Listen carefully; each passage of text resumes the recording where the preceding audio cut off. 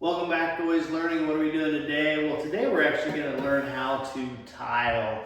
And we've got a ceramic tile here, and we're going to tile the entry. And so I'm going to show you how to do it. We're also going to be tiling the utility room at my daughter Kinsey and her fiance Pat's house. And so I'll show you how to do it. It's not that difficult. It's labor intensive. You're going to need a few tools, and you're going to need to be patient, but if you lay it out and do the work first, it makes it kind of simple. There's really two ways that I'll show you. So this is I think it's a 43 by 71 room. So you want to find the center of the door, you want to measure it, 18 inches, and then you lay tile two ways. You either spread the pattern here where the grout line is going to split the center of the door, and then you would simply lay the tile coming out and patch in the corner areas here with different cuts. But these tiles would just keep coming, and you'd have a grout line splitting the center of the threshold. That's one way to do it. The other way that's typically done is, again, you find the center of your door, the center of your tile, and that's where the first tile will go. And then the next tiles will just, as you space it, will line up, and they'll just keep going.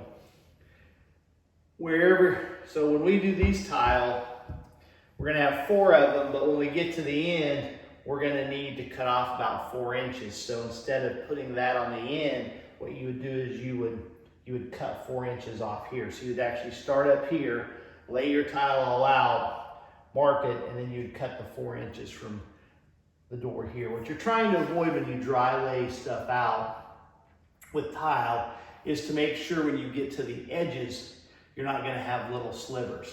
So whichever way lays it out better, either running the grout line through the center of the door or running the tile through the center of the door, gives you the bigger pieces on both sides and is more balanced. That's the way you want to do it. Sometimes you're going to come to the center of the door because that's the way your eye is going to follow. When you're in the living room looking this way, your eye is going to measure everything up with the threshold. That's why you start, this is your center of focus. Now, when you go left or right, depending on the room, it may not be balanced with the door as this room is. So let's say maybe you come in the door, and this way it goes 4 feet, and this way it only goes 2 feet. Well, then you want to dry lay it going that way and this way to make sure that you don't have a small crack on each side,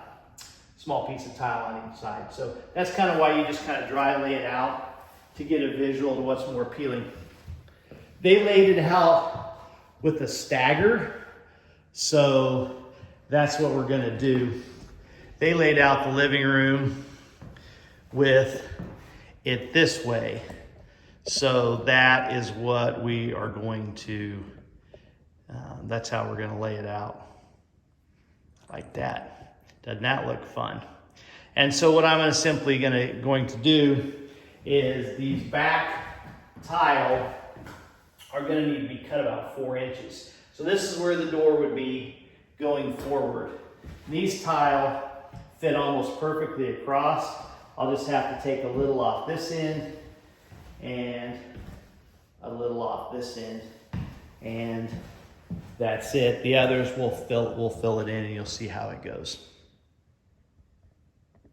So anytime you're laying tile, you want to put down either 1/4 inch, or I guess it'd be 3/8 inch plywood, or what's even better is this cement board, and it's about, I think, 2 3/8 inch thick, and you screw it. You can cut it with a mat knife, so it cuts pretty easily. You can use an edge to help you cut it as well, but you just mark it and cut it, lay it out. Some people will actually mortar it to the ground, but I've done probably 6 or 7 houses over the years, and we just screwed it to the subfloor and then put mortar on top of it, and we haven't had any cracking or issues with it. Here is the final product ready to be tiled.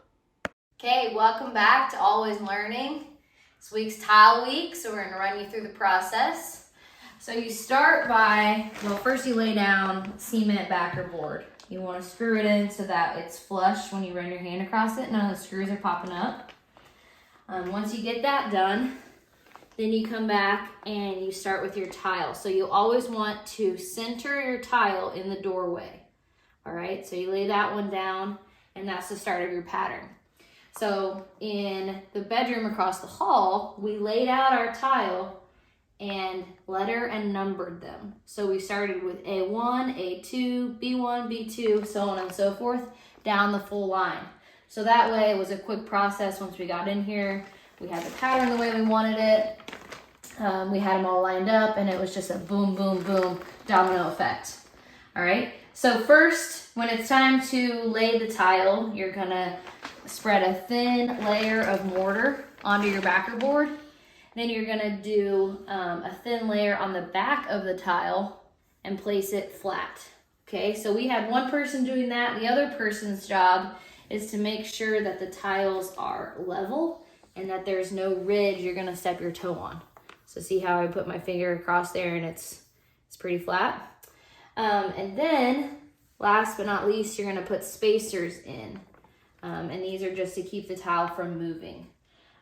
You also just kind of want to give them a gentle thud so that they'll be pushed down into the mortar. We're going to wait for this to dry for 24 hours, then we'll come back and do the right side of the bathroom. So there's a lot of different ways to cut tile. You can use a grinder, you can use a tile snapper. Today we're just using the OG wet saw, okay? So the way you use a wet saw is we marked our line of where we need to cut the tile to fit against the wall.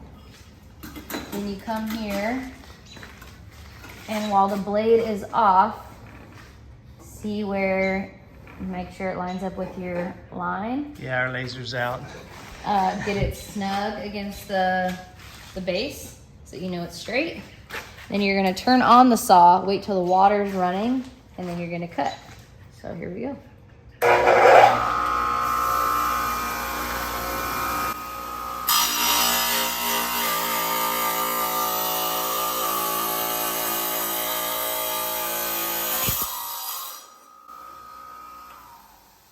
you go. Clean cut, just like that. Dry it off, put it on your floor. All right, we're back. It's grout day, baby. We got the sponge, we got the grout, we're ready to roll. So you start with a water bucket at the ready with a clean sponge. Oh. That'll work. And Just spread it there. Okay, and some grout. Yeah, thank goodness it's not mortar. We'd have got a tongue lashing on that one. Okay. All right. Keep going. 45 across grout on all sides of the hexagon. So we're just filling the crack. Get more grout if you need it. So we're just filling the crack at 45 all the way around. Okay, and then once you get those filled, you're gonna clean it off with a sponge at another 45-degree angle. And the reason you do 45 is so that when you come back, you're not scooping the grout out of the crevice, you're keeping it nice and filled. So I just wanted to show you here, I tried something new. This is the new clip system where it's supposed to kind of level everything. It's these wedge clips that go in. There's a T of white that goes up, and the part of it comes up above between the tiles, and then this wedge slides in, and then you use a tool to push the wedge in so it's flush, and you've got two on each side, and as you use the tool, it gets it to a self level. Now, everybody else swears by it. I ended up, I don't know if I didn't give it enough time to set or I didn't push it down. People said sometimes when you press on the wedges, it'll actually pull the tile up, and so it caused a little bit of a trouble. So anyway, I had to actually pull all this tile up before the mortar hardened because all the tile kept moving. So anyway, and I just scraped it off Used some tools to get the dry mortar off. Took water and got it off the back of the tile, and just redid it the old-fashioned way. So I'm not saying I won't do the clip system again, but it didn't work for me because I think it was just operator error. But you always got to try something new, and like I said, failure is always an option. So if you mess up, you just redo it. Like I said, it could cost me probably 4 hours worth of time, but it didn't cost me any money, and we still were able to reuse the tile in the job. So don't be afraid to try something. If it fails, you just keep on going. Here's the entry tile job. Still need to caulk the edges, but everything else is finished. Looks fairly good. Here's some other tile jobs I've done. Here's our half bath I did about 3 years ago. And then here's our master bath that I did in a herringbone pattern. It was a nightmare, but I wouldn't recommend it, but it turned out well. And then here's Carly's master bath. It still needs to caulk the sides, but it's mostly finished. And then here's the entry that I did probably 8 years ago. So just some different tile jobs. Like I said, it's not real hard. It's just something you got to lay out ahead of time. Thanks for watching. Like and subscribe.